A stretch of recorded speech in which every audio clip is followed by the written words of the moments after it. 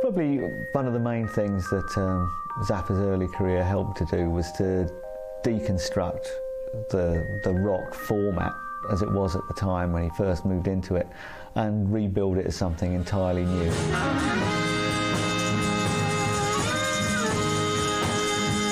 So much nowadays we see pop artists and rock musicians as puppets of the music industry, and Zappa was never a puppet. He was always the man in charge, the man coming up with the new ideas so fresh and advanced of their time, ahead of their time, that even now we're still learning from him.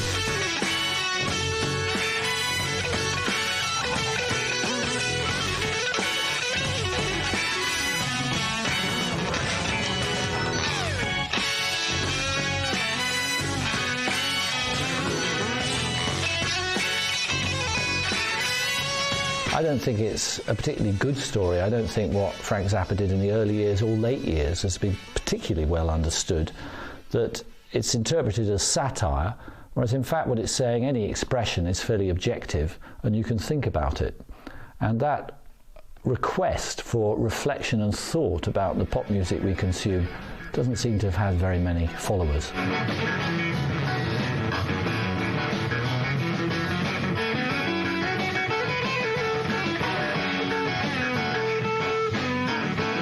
Frank Zappa and the Mothers, they were rock's early teens. They were the adolescents for rock. It was a difficult, stormy adolescence, and probably a little more dependent on smutty books than most people's adolescence.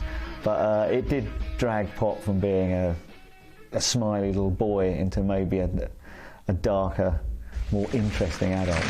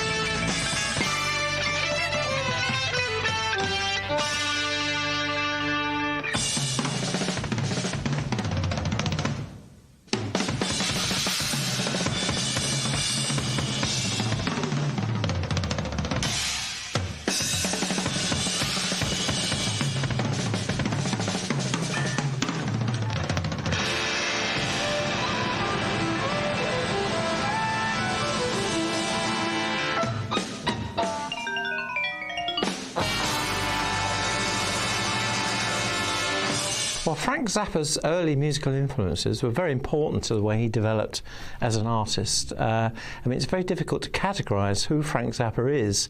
Is he a great composer? Is he a great guitarist or producer? So many hats that he's worn during his long career. So the early influences really kind of set up the way he worked himself. I think Zappa's early influences were probably the rock and roll and doo-wop of his youth. I mean, that actually pans out in a lot of the stuff that he did later on. And he always quotes Edgard Varese as being a great influence on him as a classical composer, and I think some of that comes through as well. I think those would be his main points. I hadn't been raised in an environment where there was a lot of music in the house. This couple that owned the chili place, Opal and Chester, agreed to ask the man who serviced the jukebox to put in some of the song titles that I liked, because I promised that I would dutifully keep pumping quarters into this thing so I could listen to him. And so I had the ability to eat good chili and listen to 3 Hours Past Midnight by Johnny Guitar Watson. When I went up to talk to Zappa, when my book, The Negative Dialectics of Poodle Play, was going to be published, he was playing, or rather I was let in by one of his studio technicians, and they were playing Edgard Varese, the modern classical composer who wrote music mainly in the 20s and 30s of the 20th century.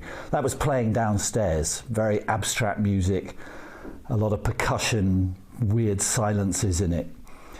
Then when I went upstairs to actually meet Frank, because he was very ill from his prostate cancer at the time, it was shortly before he died, he was playing the Flamingos, which is a doo-wop group, all vocals with kind of extraordinary falsettos and so on. So you put those two together and you go modern classical music and doo-wop. I think, especially the way not many people will put those two things together, you've got two primary influences for Frank Zappa musically. Also, lyrically, the TV had an enormous effect on him. The advertisers, the politicians, the televangelists, basically anyone who was lying, he saw them and thought, well, I must lampoon these people. He saw through what they were doing. And throughout his career, that was what he did. He kind of, he kind of pricked through hypocrisy in everywhere he saw it, whether it be from the straight world or the counterculture that were championing him. Your mind is totally controlled. It has been stuffed into my mold, and you will do as you are told until the rights to you are sold. Take it away, Frank. That's right, folks. Don't touch that dial. I am the spy from the radio. Who's been along? It was just a real bizarre concoction of forms, brought them all together in what could be called a commercial way at a time when he was incredibly at odds with what was going on, but skillfully he found an audience.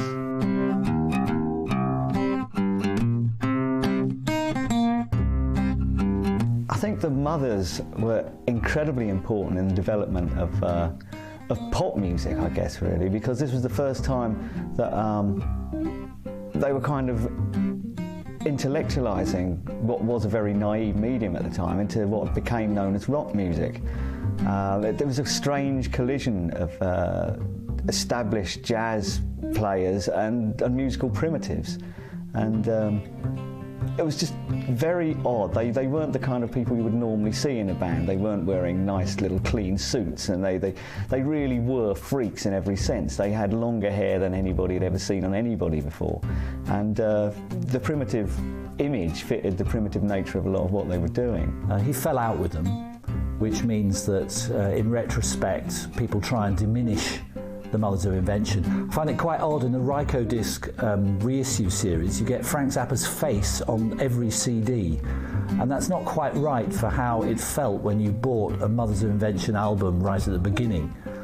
When you opened up Freak Out or Absolutely Free, Frank Zappa wasn't the only thing, it was a band, because that's how rock music presented itself in the 60s. After the Beatles, everyone wanted to be a group.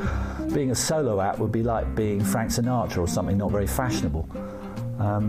So I think the Mothers are crucial. They were simply doing something that nobody else had done before. They were experimenting with lots of different styles, jazz, rock and roll, pop music, beat music, everything that went along, and they drew it all together and allowed everything else to follow on top from prog rock for a start. The first Freak Out album baffled and amazed people. I suppose because of so many new techniques that he was introducing, editing tapes and speeding up voices, and everything seemed to be rather chaotic and explosive and frightening in a way. It sounded almost alien in the landscape that it arrived. You had Brian Wilson was working on Pet Sounds at the time, while Frank Zappa was basically using tapes, cutting them up, using sound samples before the technology even existed. He was basically creating the kind of music that we're hearing today, but back in a time when it was very hard work, it was very visceral, you had to cut pieces up by hand. So yes, the first album, Freak Out, was had a tremendous impact on musicians as much as it did on a rather bewildered public, I would say.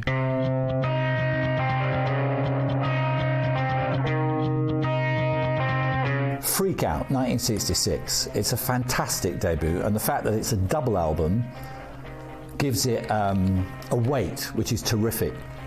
The only other rock album that was double was the Velvet Underground's first album, and that's coming out the same year. So it's saying, at last, rock people are getting hold of the big budgets and they can do something on a large scale. So the fact that it's double is just fantastic. It was a bold step for any rock artist, as Zappa was perceived to be, to inflict it, really. I wouldn't say inflict it on the public, but it's a lot of music to take on, a lot of ideas, and obviously he needed to prove to people that he had so much bubbling under that he wanted to show this to the world, and one album was going to be enough. So it was a blockbuster double album. With Zappa, there was a conceptual continuity running through the whole thing, which was a watchword of his entire career then onwards. It was this bizarre collision of different musical forms that basically were talking about the society at the time and the rise of the freaks, as it were, against the kind of the straight world, while still finding something to lampoon in the freaks. He wasn't allying himself completely with the counterculture because he saw that there was just as many sawdust Caesars in there as there were in Congress. I think if Zappa had finished with Freak Out, he would have been an absolute cult. And in fact, his star kind of waned during the punk years, where writers for the music papers decided that Frank Zappa wasn't fashionable anymore. I think if only Freak Out had been made and it had no other success since then, he'd have been one of the undiscovered greats of punk rock. Because you look at that music and it's very like the kind of stuff which Lenny Kaye reissued as the Nuggets series. It's garage band music in many ways, although with a lot of extra stuff he's trying to do with it.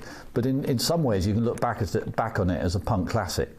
I think as a producer, Tom Wilson really brought in a kind of combination of vision and reputation. He had the kind of musical vision that the band needed. He'd worked with people like John Coltrane and Bob Dylan. He could see potential in something which at the time was very much from the avant-garde. And also he had the reputation from selling commercially Dylan, Simon and Garfunkel. And he saw the potential in the Mothers, and he gave them a platform. Tom Wilson's role was very... the ability to let them loose in the studio and do what they needed to do, but then actually bring it together so that it sounded like a cohesive record, because they were a very anarchic act, obviously.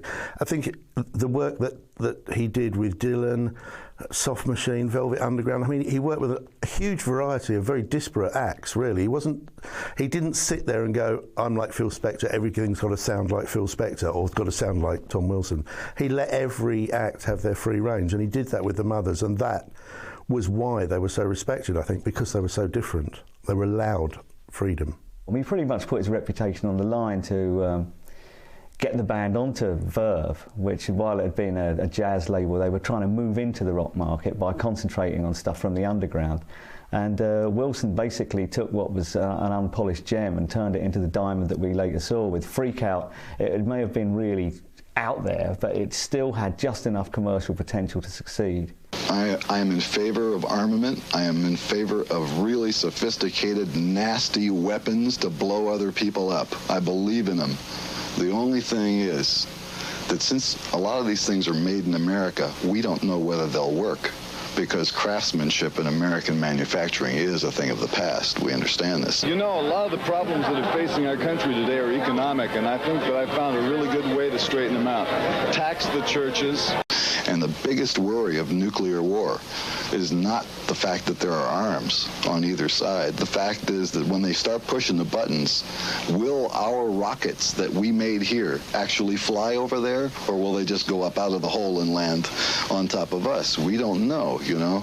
Legalize all drugs and tax their use. Legalize prostitution and tax its use, and make sure the politicians get enough of what they really need. I would feel a lot better about it if I got blown up by a Russian bomb than by an American bomb, wouldn't you? And everybody who already has a job, do your job really good, do quality work.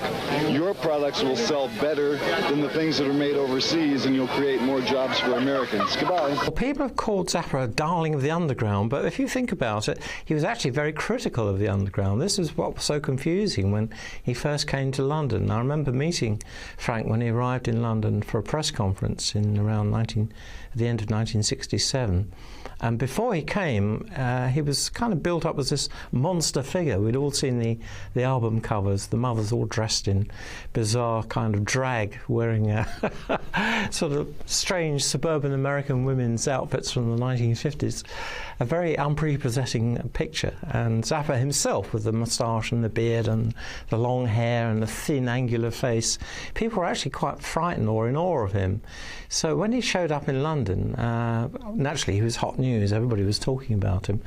He was a key figure for the underground. He was like most hippies in London were rushing out to buy his albums.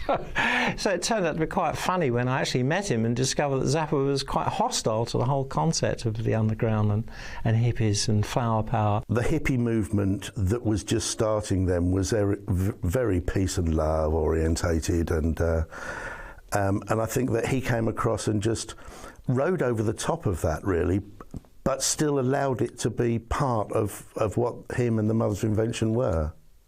He would use his self-taught intellect to lampoon people from all directions. At the time when he played in New York, he brought on some people from the Marine Corps who were in the audience, and with very little encouragement, he got them to tear into some plastic dolls by telling them, you know, kill the goop babies, and making an incredible kind of political statement, while just basically letting people show their true colours.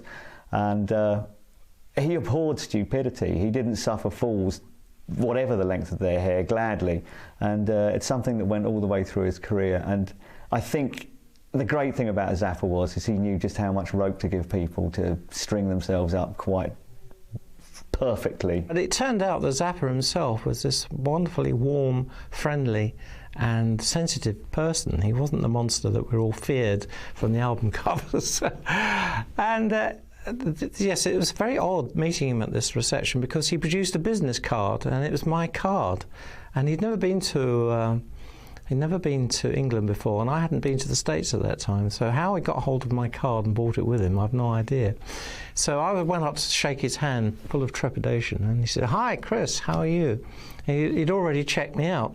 So this shows how well Zappa was into the media and promotion and the press, and he knew what he was doing. You know, he was very up on everything, you know, so he knew who the press guys were in London.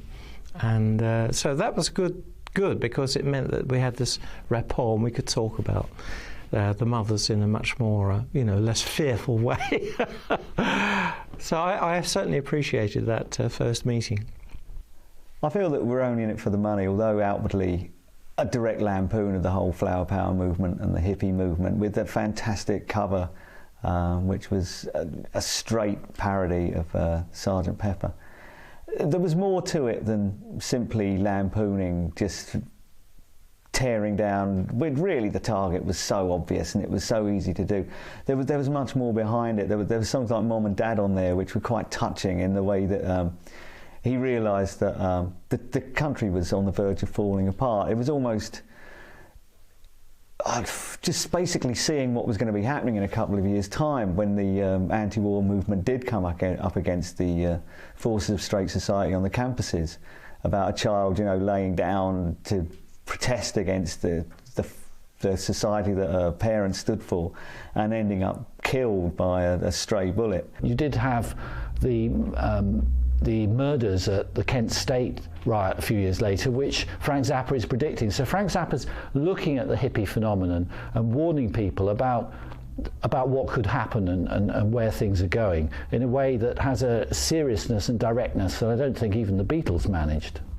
I'd like to thank the people at the BBC for giving us a chance to do some of the things on television here that they would never let us do in the United States. There was a lot of thought in Zappa's music. It does come across sometimes as just being funny, but there's a lot of depth to it as well. There was an incredible amount of musical depth on We're Only In It For The Money as well. While you had straight lampoons like Flower Punk going on, you also had the chrome-plated Megaphone of Destiny, where it was his second rather, after the Return of the Son of Monster Magnet on Freakout, really looking into the kind of structures that Varese had already toyed with and bringing them into the present day. In some of the tracks that he's doing bear comparison to experiments by Karlheinz Stockhausen or heavyweights of classical music, but it's all presented in a way which makes you actually listen to it rather than thinking, oh my God, here's a reference to something. You're not really aware of his sources when he's doing it. What you get is a confrontation with rock studios, paranoia, people whispering into microphones, the kind of sensations people get when they mix a rock album, which are often ironed out in pursuit of a nice polished product. And he used all those things creatively in a way to draw you into a vision of what was happening in America. And really he's trying to tell you about the dark side of what the hippie experiment could lead to. The music, of course, was so chock full of ideas, and everything from, speeded up voices and guitar solos, heavy rock, doo-wop, satire, politics. Once again, you could sit down and listen to the album for hours and hours, or years and years, and still never quite get to the bottom of it all.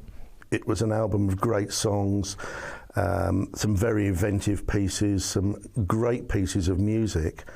I think it was the look, the fact that it was a parody of the Beatles' Sgt. Pepper in the terms of the way that it was presented in the cover, but bore no relationship to it in terms of the actual music on it. Although I suppose the chrome-plated Megaphone of Destiny was a bit of a taking the mickey out of A Day in the Life in a way, but no, I think it stood alone as a great rock album of its time.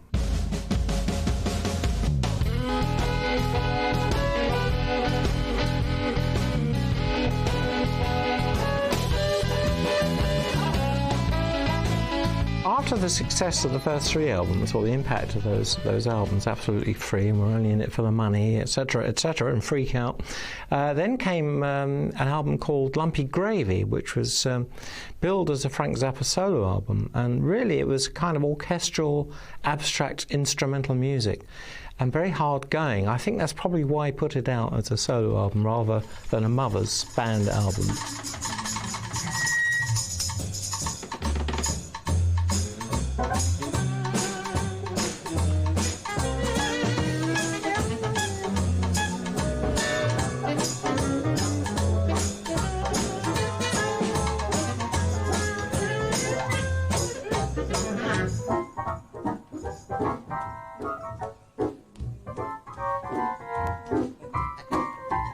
An evening of warm, intimate musical entertainment.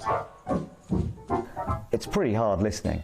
Basically, a big lump of Varese-style musique concrète and things just crushed together, all different snippets of speech and sound, and coming on the back of his strongest commercial album to date, it would have been a disaster if it had come out as the Mothers of Invention.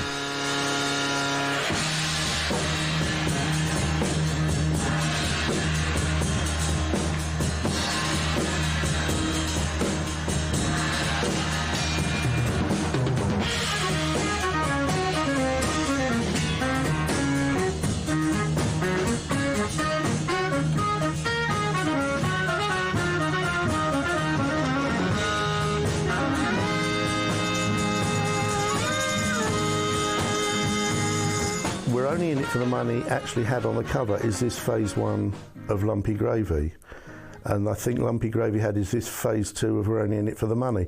So they were linked together as such in the public's mind, but musically they were completely different. And I think Lumpy Gravy was just another way that Frank could express himself musically, because he had so much to give and he had so many styles that he picks up on, that it was an album that got that out of his system so he could move on again.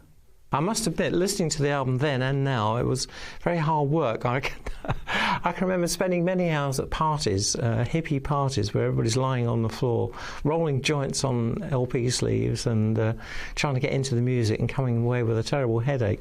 It was the sort of album that used to break up marriages, I remember, because girlfriends and wives were forced to listen to this dreadful exciting music blasting out from bed sits. You know, it's a sort of make or break relationship album, I think.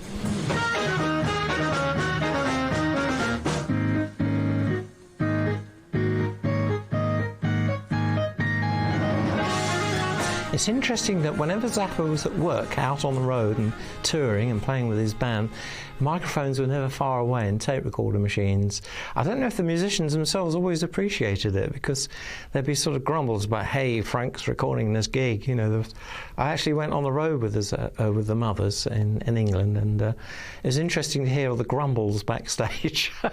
He recorded virtually everything that he could record so that he could always use the best versions that he got of any of his songs, so that he could use them on future releases. It also means that rather than going into a studio and going over and over the same song again and again trying to get it right, by recording it every night of a tour, you'd end up at some point getting the definitive version. He wanted to capture the excitement of the moment, great solos, the kind of interaction between an audience and the band, and all that magic, really, that you can only get at a live gig. I think he realised, having come to a certain extent from the jazz tradition, that a lot of the live performances that the band were giving could never be replicated in the studio. And the way he was very forward-looking in cutting up different performances and gluing them all together in a sound collage meant that he didn't feel there was anything in any way cheating by capturing these live performances, snipping them out of something which may or may not have happened at the Fillmore, and then gluing them together with something that then happened in the studio. And it's great that he did, because otherwise these things would have been lost. You know, it's very hard sometimes when you're standing in a very clean, sterile environment, recording studio, to truly emote in the way that a lot of these players were in the live arena. And I think that's what Zappa was doing. He was just basically trying to get the best out of the Mothers of Invention, and that was the way he chose to do it. Zappa disbanding the Mothers at the beginning of the 70s had a lot less to do with financial constraints, which was probably brought up as the main reason to spare the blushes of the band, rather. I think finance came into it, that Zappa could see various things he could do, and that basically employing people, giving them a full-time wage, quite a large group by that time, was a drain on his finances he could spend on something else. And it's the beginning of a kind of autocratic attitude, the first sign of it, because it was possible to love the Mothers of Invention and think of them as a kind of bohemian troupe like the Fugs. It became very clear when Frank Zappa disbanded the Mothers that he was in charge, he had the ideas, he employed them, he had that relationship to them. And so a kind of element of something rather capitalist and unpleasant seems to come in at that point. But Frank Zappa was always very clear about how he could achieve things, and it wasn't very sentimental about how to do it. He needed technicians who could really play the kind of stuff that he was then composing. He was moving into the full-blown jazz rock stage of things, and he needed players that were impeccable and could follow the dots, and rather more than just being visceral and passionate, he needed people who could really, really read the dots, and that was why he had to kind of get rid of his old muckers and get in some people who were substantially good players.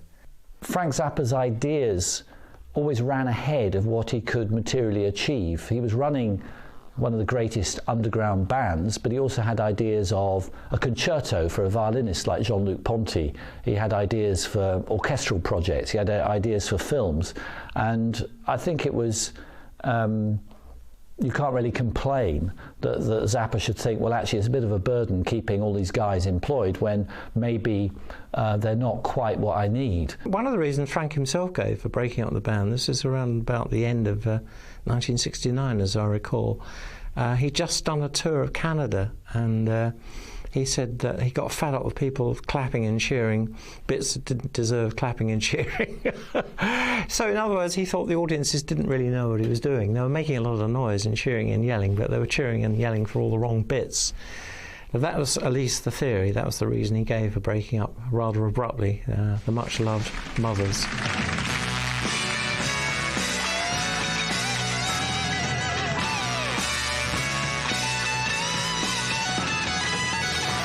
I think when Hot Rats was released, it was moving away from the anarchy that he'd produced on his earlier records into a much more cohesive sound. Some great pieces of music there, Peaches on Regalia, G-Spot Tornado. They're superb pieces of instrumental music. I mean, so much so that, if I remember rightly, it was a top 10 album in this country. And I think it paved the way for him to move further away from the freak-out stuff of the early years and experiment more. He was experimenting with a new 16-track recorder that he'd just taken delivery of, and Hot Rats really was, as he said himself later on, it was more of a experiment in overdubbing than anything else. While there is a lot of incredible music on there, Zappa was basically finding the possibilities of the new baby that he had and overdubbing, and the fact that it came out the way it did was possibly more luck than judgment. And Hot Rats itself became a very welcome commercial success for a man who was only then setting out on his own record label. He just got the Bizarre imprint going, and this was his first release, and it did extremely well for him. This was a much more focused album. This was funky kind of jazz rock in a way, with some tremendous musicians, Sugarcane Harris on violin, and Captain Beefheart singing Willie the Pimp, which was a wonderful performance, and that really showed that kind of blues roots that they had, and they were getting serious, I think, with Hot Rats, which personally I liked it a lot. I thought it was one of my favourite Zappa albums, probably because it was more focused and there was less kind of clowning around and mischief making.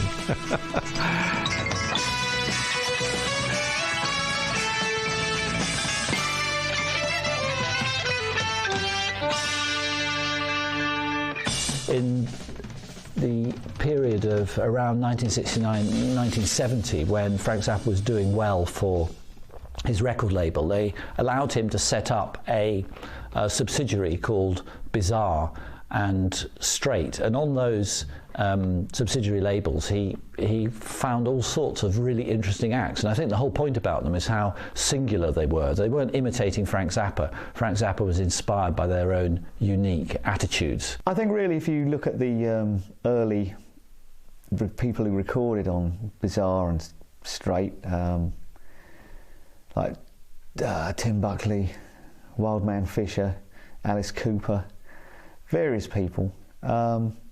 Basically, Zappa was doing exactly what Tom Wilson had done with him. Although his influence was there in that he gave these people a little more direction than they possibly had, he was just letting them go, letting them use their ideas. He knew and admired these artists, and they're all very different. Tim Buckley, obviously, a great singer-songwriter, Captain Beefheart with his kind of bluesy, throaty voice, and Wildman Fisher, completely off-the-wall character. So it was natural, in a way, that Zappa would want to produce them and produce their albums. Whether he actually influenced them, I suppose he did, certainly with Wildman Fisher. Well, he did spend 3 months in the studio with Wildman Fisher, which might have been a little excessive, but possibly it's because he needed more work than anybody else. But I think Alice Cooper pretty much did what they did, and you can hear far more Yardbirds in those early recordings than you can Frank Zappa. And yeah, I think Zappa was a visionary. He was also an enabler for people that he saw as common travellers, in that they were very much ploughing their own furrow, and that's basically why he signed them.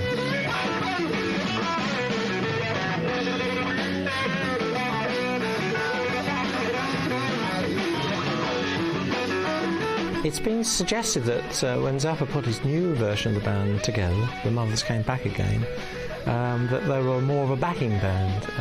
Certainly, rather than being individuals. Certainly that could well be true. I think the new Mothers of Invention lineup, when it did come into being, wasn't really an equal part share in what was coming out.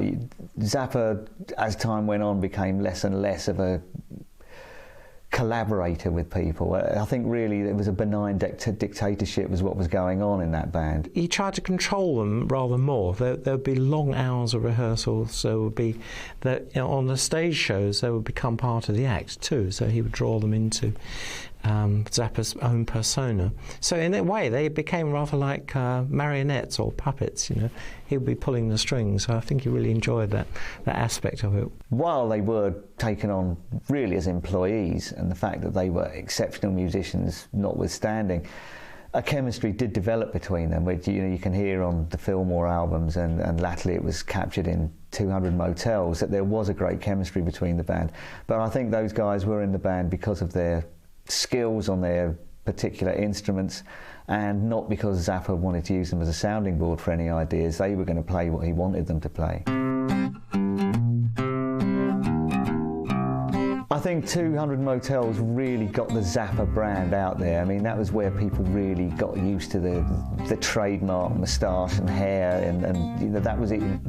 The people, suddenly he was allied to people like Ringo Starr and Keith Moon, and just people saw Zappa as more of a mainstream personality. People who had never really listened to his music in any great depth suddenly knew who Zappa was. Once you enter into film, money seems to matter even more than it does in the rock industry, and 200 Motels bombed. It was a failure. It was considered incomprehensible. It became a cult movie. So I don't think it helped his career. In terms of Frank Zappa's own development as an artist, I think it's incredibly important.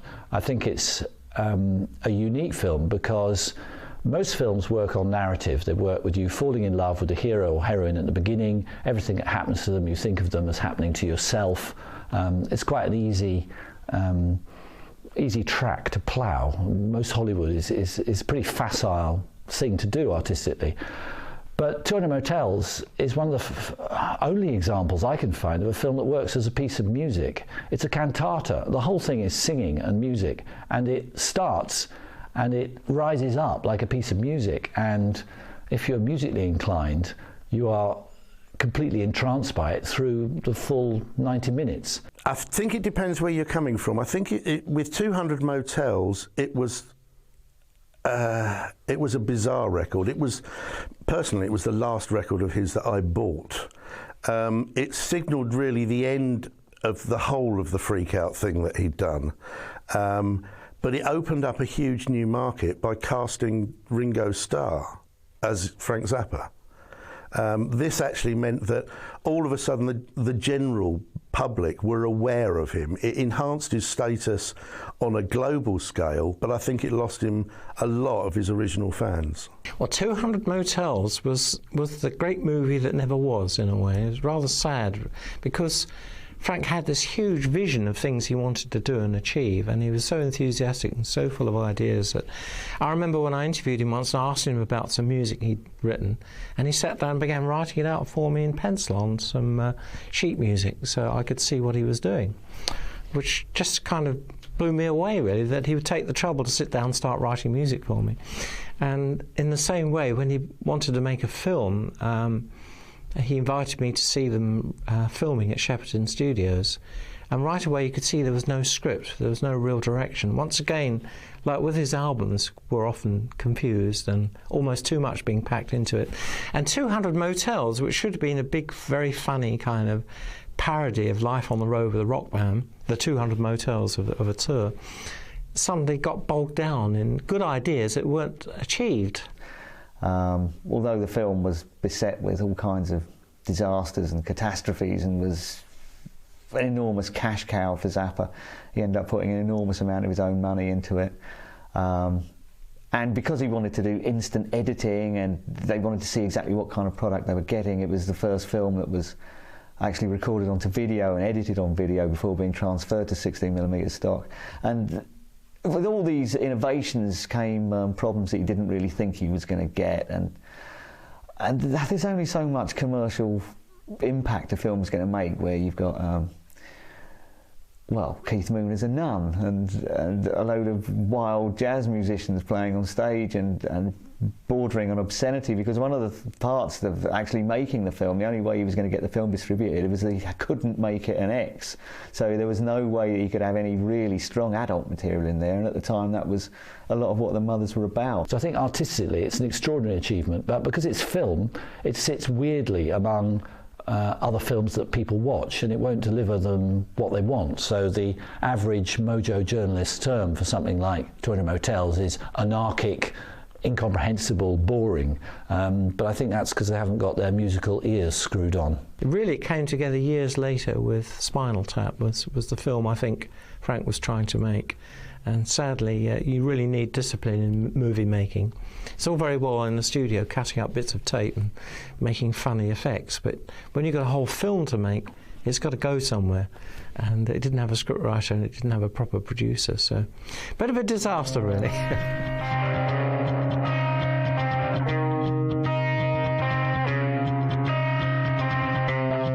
I think the fire that occurred in Montreux, the casino, which was documented later by Deep Purple in Smoke on the Water, was an incredible blow to Zappa, because his equipment that was lost in the fire, which was basically all of it, I think there's a great urban myth possibly that the only thing that they actually got from the rubble was a molten cowbell, which heartbreaking when you consider that there was a lot of material in the fire which wasn't just stuff you could buy off the shelf. These were custom built instruments. As he was working in new fields musically, he had equipment that he needed to actually make this music. He lost his own guitar, he lost keyboards that were custom built to his own design, and there was a lot of investment in that gear as well, and I think it was $48,000 worth of equipment he lost, which has got to hurt. Well, it was typical in the aftermath that Zappa would turn around. Although Deep Purple had the big hit, Zappa himself actually released live recordings from that gig, so to produce an album. So in the end, he did actually manage to pluck some kind of result out of the ashes of the disaster. Well, I think it's typical of Frank to release the tapes of anything that had some notoriety about it, and certainly the fire which destroyed all the equipment at Montreux, to put out the tapes of that was the right thing to do. Well, in the series of disasters that befell Frank Zappa, I guess the worst thing that happened to him was in 1971 when he was doing a concert at London's Rainbow Theatre, the old Astoria where Jimi Hendrix had played back in the 60s, and for some reason, some ludicrous reason, a member of the audience leapt up onto the stage and pushed Frank off the stage into the orchestra pit. For whatever reason, he said he wasn't getting his money worth, first of all, from the performance, and then he said he didn't like the way that Zappa was looking at his girlfriend in the audience. The guy was obviously a little deranged, but for whatever reason, this left terrible scars on Zappa. Physically, he was in an appalling condition. There were broken bones. He ended up in a wheelchair for a long time. He had a leg brace. He ended up with one leg shorter than the other, as we all know from listening to Zombie Wolf and later Dancing Fool. He could never leave himself out of his songs, and he was out of commission for a very long time, and he always had a kind of healthy disrespect for his audience, I think, and that only compounded it when one of them actually turned against him and put him out of commission for so long. He never did another show after that without a bodyguard, so obviously he had a fear of it happening again, which I think is perfectly understandable.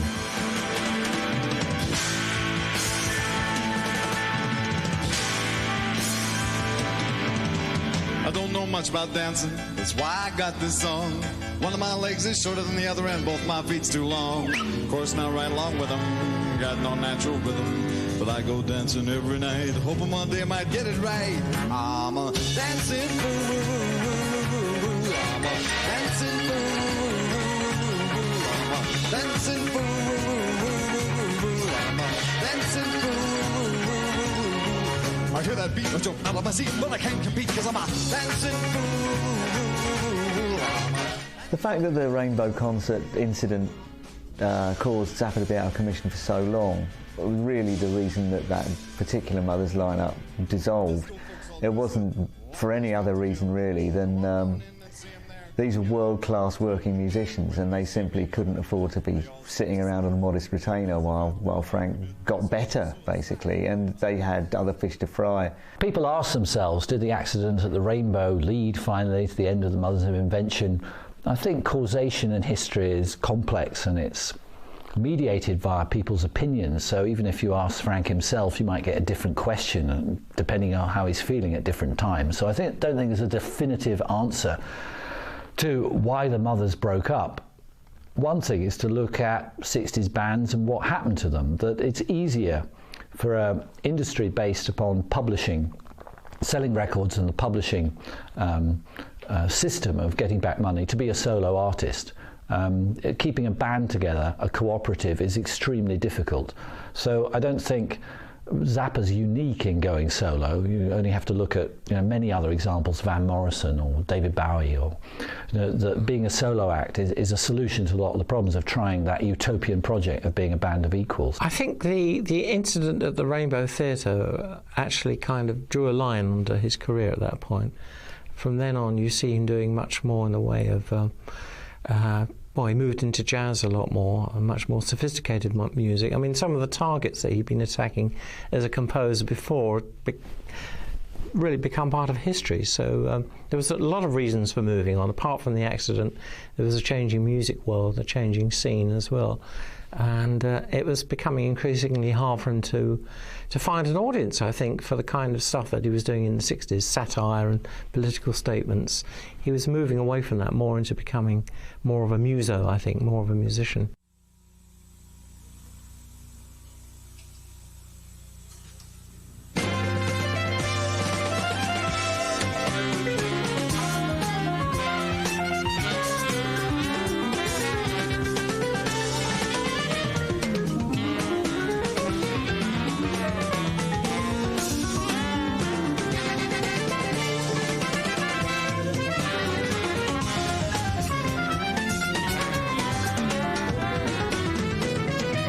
I think the jazz rock or the fusion elements there, that was another way that he got through a particular type of music, and it was very popular at that time. You had Miles Davis going into bringing rock music, electric guitars in. You had Weather Report starting. Jeff Beck was doing jazz rock albums. It was the way that music went at that time for seasoned musicians. He'd already had his fun with rock and roll and the blues.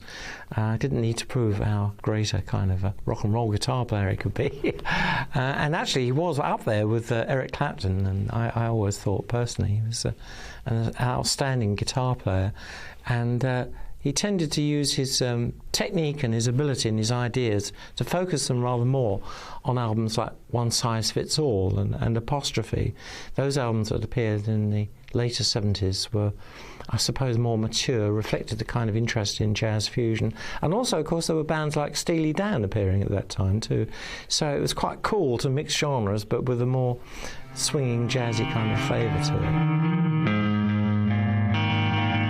Rock and roll is about business, so Frank Zappa being one of the more interesting uses of the rock form than anyone else had to be a businessman. He made it very clear when he came to London, when the Mothers of Invention were the super freaks and the toast of all the drug heads of Camden Town.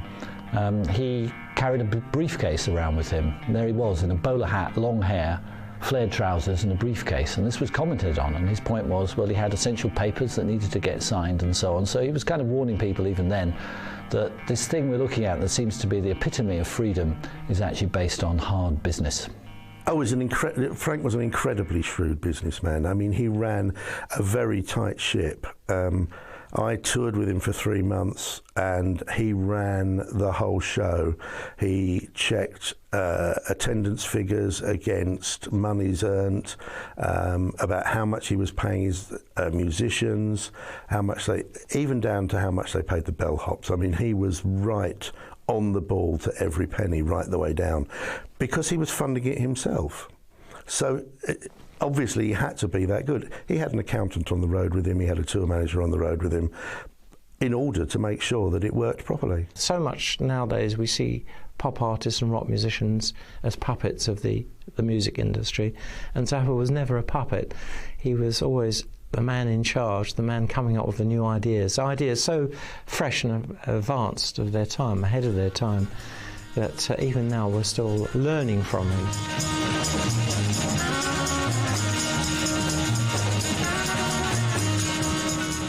I think the first period of Frank Zappa's music was hugely influential across a massive range of artists. I think an awful lot of people look back to people like Frank Zappa and Captain Beefheart and the Velvet Underground. They're always the names that are cited. He gave a freedom to musicians to do almost anything they want, to use any instruments that they wanted to use in what they were doing, to go off on any tangent that they could possibly come up with. And it put a freedom into rock music and into music in general that still exists to this day.